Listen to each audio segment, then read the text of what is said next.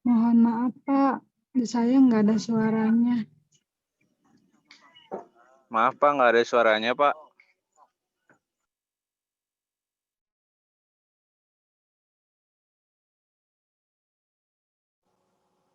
Halo, ada nggak? Ada Pak, ada. Iya. Ada Pak. Makanya tidak Ada Pak. ngerespon, ya. Udah jelas. Ada Pak, ada. Oke, Ada Pak, jadi cuman ngasih suaranya feedback kecil. ya dari tadi saya nanya udah ada suara saya belum?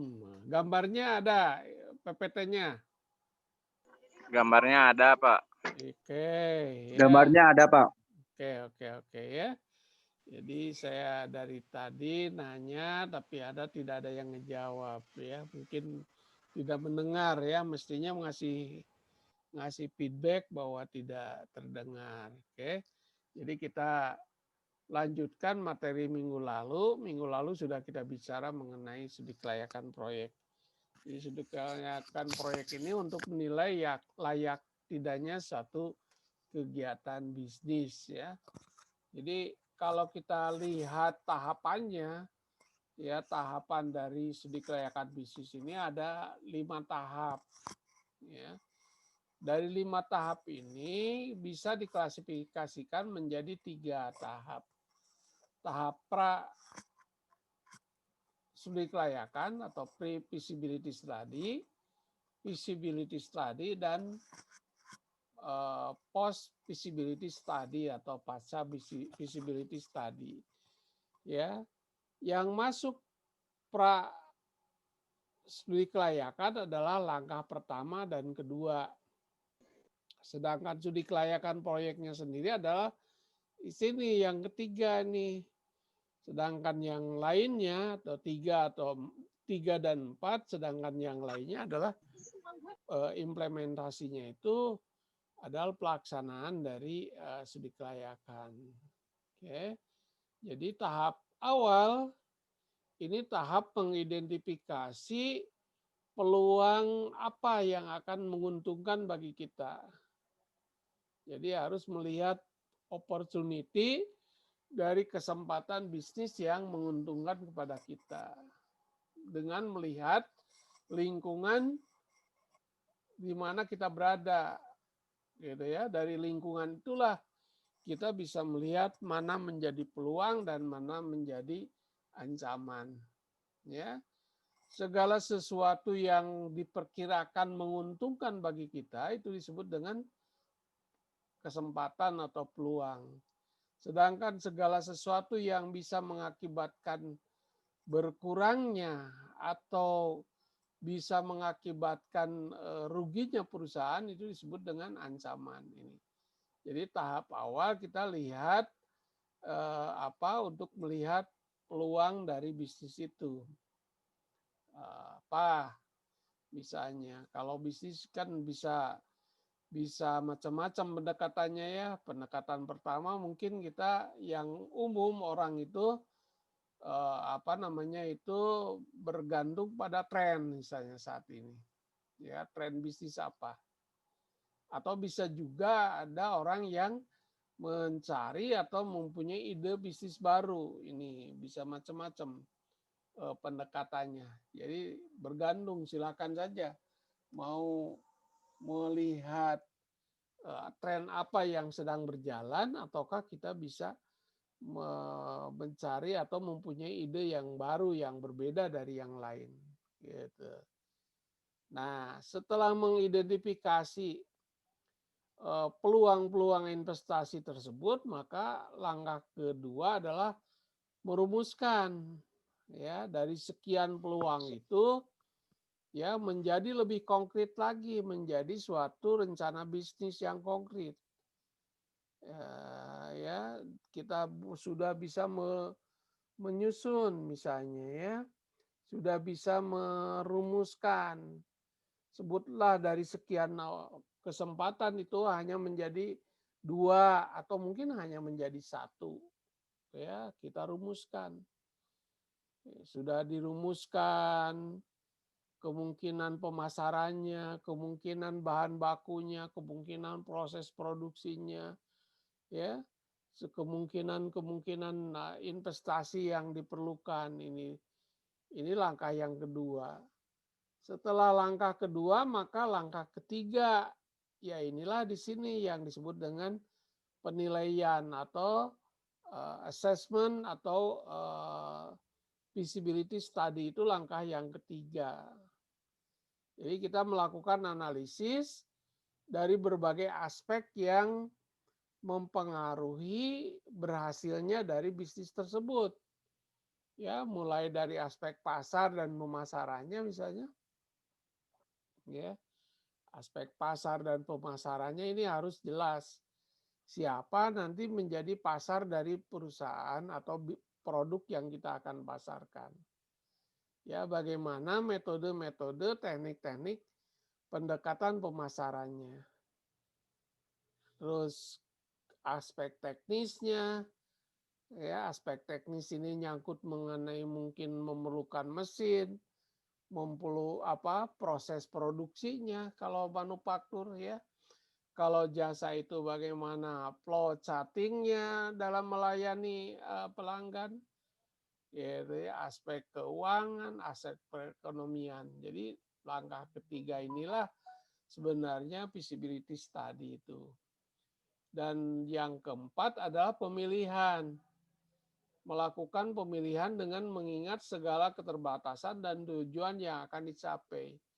Jadi kan proposal itu ada kemungkinan begini. Proposal misalnya diklasifikasikan menjadi pertama adalah proposal itu bersifat mutually exclusive. Mutually exclusive alternative project. Artinya kalau project A misalnya ada proposal 2 project. Ada ide bisnis itu 2 project. Ada A dan B. Ya, kalau A diterima, misalnya terpilih, maka B ditolak. Ini. Ya, karena bersifat mutually exclusive. Yang kedua, bisa jadi bersifat independen. Masing-masing berdiri sendiri-sendiri. A dan B itu berbeda. Ya, yang ketiga bisa bersifat dependen. A dan B itu saling terkait. Ya, kalau A dan B saling terkait, maka dua-duanya harus layak proyek tersebut, ya. Harus layak. Itu. Nah, tetapi kalau misalnya bersifat independen, bisa aja A layak, B tidak layak misalnya, sehingga harus menentukan prioritas. Ini di dalam melakukan penilaian ini, ya, sehingga nanti kalau misalnya proyek itu dua-duanya bersifat independen, tapi karena misalnya sumber dananya terbatas, bisa jadi itu menjadi mutually eksklusif kan itu ya. Jadi mutually eksklusif itu bisa sebabnya karena proyek itu sama fungsinya, atau yang kedua karena dananya itu terbatas sehingga kita harus memilih salah satu proyek yang harus kita pilih. Nah, ini memilih itu. Yang terakhir adalah implementasi. Menyelesaikan proyek tersebut dengan tetap berpegang pada anggaran. Jadi pelaksanaan proyek itu ya jelas pasti harus memadai atau tidak anggaran yang kita sediakan ya. Oke, nah ini tahap pertama. Tahap awal ini bagaimana kita mencari atau mengidentifikasi berbagai peluang usaha ini, peluang bisnis ini. Bagaimana caranya? Bisa dengan cara mempelajari impor. Ya, kalau lihat misalnya semua produk yang ada itu sebagai produk impor, maka kan peluangnya kalau kita buat produk di dalam negeri, maka akan mengurangi impor ya. Mengurangi impor. Artinya proyek tersebut akan menghemat atau menurunkan pembayaran devisa. Yang kedua, memiliki material lokal yang banyak, sehingga kemungkinan perlu dieksploitasi, perlu diolah material lokal ini. Ya. Yang ketiga, mempelajari keterampilan tenaga kerja. Ini adalah untuk memanfaatkan sumber daya yang ada, artinya sumber daya manusia yang ada. Bisa juga kita melakukan studi industri, melihat kepada kegiatan industri. Industri itu kan kelompok perusahaan yang menghasilkan barang dan jasa yang sama. Sehingga dengan demikian kita bisa melihat ya industri apa yang belum dilakukan. Ya, produk apa yang bisa dilakukan dari industri tersebut. Nah, gitu. Pada umumnya industri kan tidak melaksanakan semua produknya ya. Ada hal-hal yang belum dijalankan, misalnya gini. Ya, di suatu kelompok industri sepatu misalnya, apakah semua pabrik sepatu di situ itu memproduksi komponen sepatu? Kan tidak semuanya. Misalnya tali sepatu bisa aja menjadi peluang. Ya, ada juga sol sepatu, ada yang tidak membuat sol sepatu misalnya. Ada lain sebagainya. Yang berikutnya kita bisa menganalisis atau kemampuan teknologi dari ke waktu ke waktu. Ya, karena teknologi selalu berkembang, maka kita di mana kita bisa keunggulan bersaing dari teknologi yang kita gunakan. Berikutnya adalah mempelajari hubungan antar industri. Ini juga menjadi peluang bisnis yang bisa kita lakukan. Berikutnya adalah menilai rencana pembangunan. Ya udah jelas. Ya, mau ke arah mana rencana pembangunan yang dilakukan oleh pemerintah. Sehingga kemungkinan kita ada peluang bisnis yang sesuai dengan rencana pembangunan. Dan terakhir adalah melakukan pengamatan di tempat lain. Ya, kita dengan melakukan benchmarking. Ya, benchmarking di tempat lain dan bisa digunakan di tempat kita misalnya. Apakah dari luar negeri ataukah dari daerah-daerah yang lainnya. Nah, ini melihat peluang bisnis itu. Yang terpenting dari melihat peluang bisnis itu tentu saja harus sesuai dengan kemampuan kita ya. Bisnis yang dimulai dari kemampuan kita, yang sudah menjadi passion kita, ya pasti akan berhasil itu. Ya, jangan terlalu maksakan. Kalau saya cenderung menyarankan melihat peluang bisnis itu didasarkan pada passion kita. Tentu saja passion yang positif ya.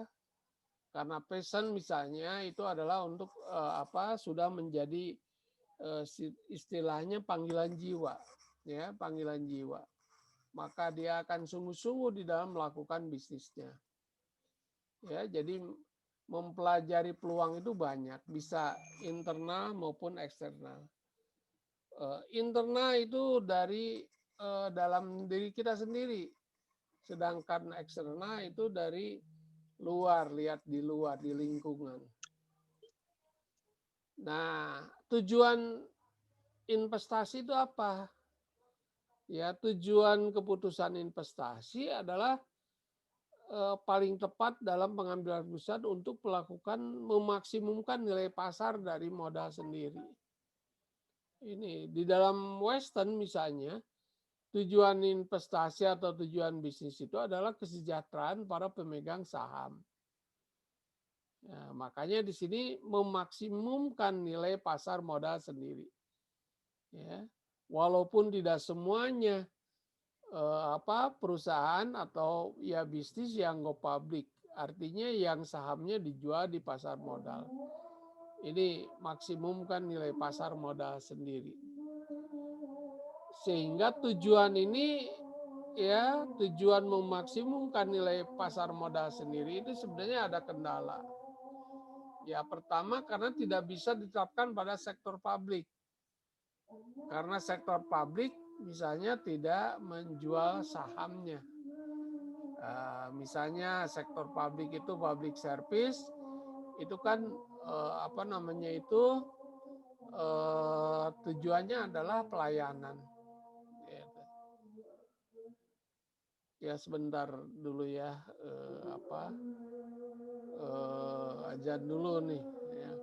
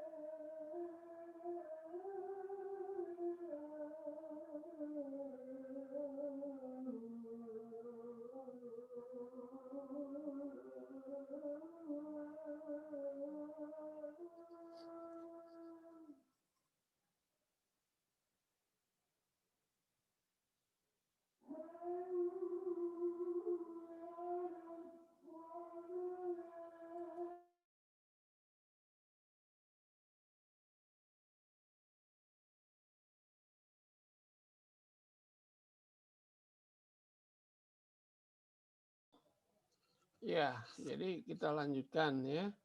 Jadi ini tujuan meningkatkan atau memaksimumkan nilai pasar modal sendiri itu ada kendala ya. Kendalanya tidak semua swasta go public ya.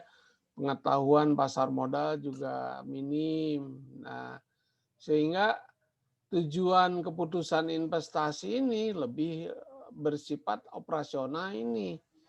Jadi memaksimumkan net present value dari semua social cost dan benefit. Jadi ini berdasarkan cost benefit analysis gitu ya, tujuan investasi itu.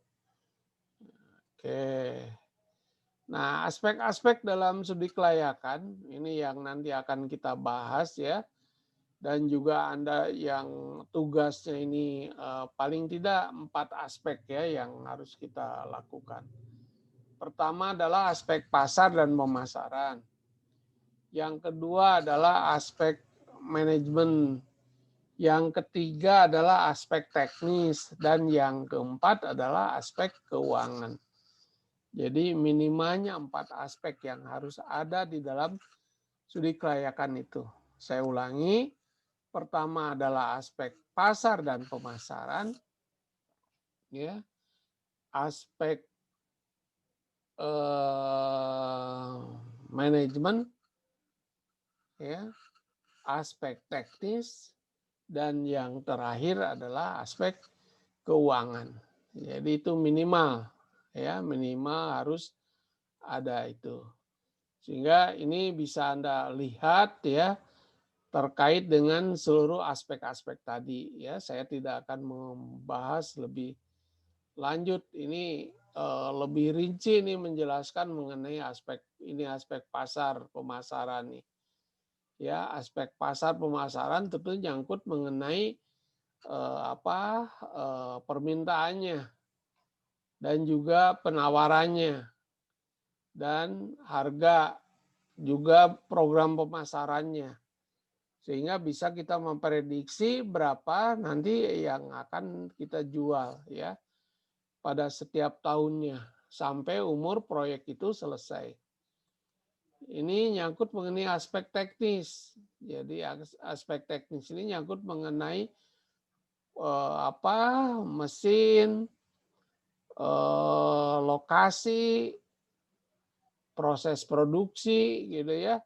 Jadi bagaimana memproses, memproduce dari produk tersebut sehingga bisa dipasarkan. Nah, aspek keuangan ya, yang terutama adalah aspek yang keuangan. Pertama adalah cash flow yang harus ada. Yang kedua adalah analisis benefit cost ratio. Analisis benefit cost ratio itu payback period, NPV, IRR, dan payback profitability index. Saya ulangi, aspek keuangan yang harus ada. Pertama adalah cash flow, menyusut cash flow. Yang kedua adalah payback period method untuk menilai berapa lama suatu kegiatan proyek tersebut. Dan yang berikutnya adalah net present value. Dan yang berikutnya adalah internal rate of return. Dan yang terakhir adalah profitability index. Itu aspek keuangan yang harus ada di dalam studi kelayakan ini. Ini termasuk yang Anda susun ya, yang Anda kerjakan secara kelompok tersebut. Dan berikutnya yang harus ada dalam aspek penilaian proyek itu adalah aspek manajemen. Aspek manajemen ini aspek yang nyangkut mengenai SDM. Sumber daya manusianya, ada berapa orang sumber daya manusianya. Ya, nyangkut mengenai struktur organisasinya. Kalau proyek itu mulai dari dibangun, tentu saja harus mulai dari pembangunan proyek. Manajemen proyeknya. Ya. Yang berikutnya adalah manajemen operasional bisnisnya. Jadi SDM-nya nih. SDM-nya. Berapa orang tenaga kerjanya, berapa gajinya, ya, berapa upahnya, berapa gajinya, semuanya itu harus terakumulasi ya, dan nanti akan muncul di keuangan kan gitu ya, itu semua akan terakumulasi, bermuara di aspek keuangan. Oke. Nah, dalam menyusun studi kelayakan itu harus melakukan survei ya, tidak bisa membuat studi kelayakan tidak melakukan survei. Ya, studi kelayakan itu harus melakukan survei. Survei untuk memperoleh data di dalam menyusun studi kelayakan tersebut. Ada data yang sifatnya primer, sumber data itu. Ada yang datanya bersifat sekunder. Kalau data primer itu data yang langsung dari objek. Misalnya begini, kita survei langsung ke konsumen yang diduga ada berapa orang misalnya yang senang. Misalnya kita rencananya membuka warung nasi di Jalan Namansari dekat kampus misalnya.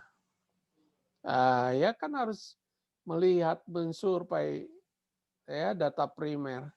Seleranya warung nasi apa sih yang disukai oleh konsumen di sekitar situ.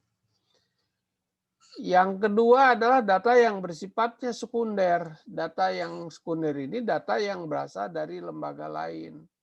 Kita harus tahu berapa orang sih penduduk Taman Sari di situ, di sekitar Taman Sari. Ya, kalau di pinggir jalan mungkin kita harus menghitung berapa orang yang lewat setiap harinya di Taman Sari itu. Ya. Sehingga kita bisa memperkirakan berapa orang yang mampir ke toko atau ke warung yang kita buat ini. Ini data yang perlu ada. Jadi ada data primer dan data sekunder, gitu ya. Data primer tadi saya katakan adalah data yang langsung dari objeknya. Sedangkan data primer itu data yang sudah diolah oleh pihak lain. Makanya bisa kita minta dari kantor kelurahan misalnya, ya, atau kita bisa melihat data statistika misalnya, pusat statistik di situ BPS, itu data yang sifatnya sekunder. Oke, ya. Ini saya kira ya. Jadi dalam melakukan studi kelayakan itu, ya, kita harus melakukan harus melakukan survei atau bisa jadi harus benchmarking, ya, benchmarking dengan perusahaan-perusahaan lain yang sejenis. Misalnya kalau tadi rencana membuat atau mendirikan rumah makan, tentu harus benchmarking dengan rumah makan yang ada. Gitu, rumah makannya yang sekelas. Kalau kita mau buka rumah makannya warteg, tentu yang harus sekelas dengan warteg. Tapi kalau rumah makannya rumah makan besar gitu ya harus sesuai juga. Ini pentingnya melakukan benchmarking itu ya. Jadi tidak bisa hanya ngarang.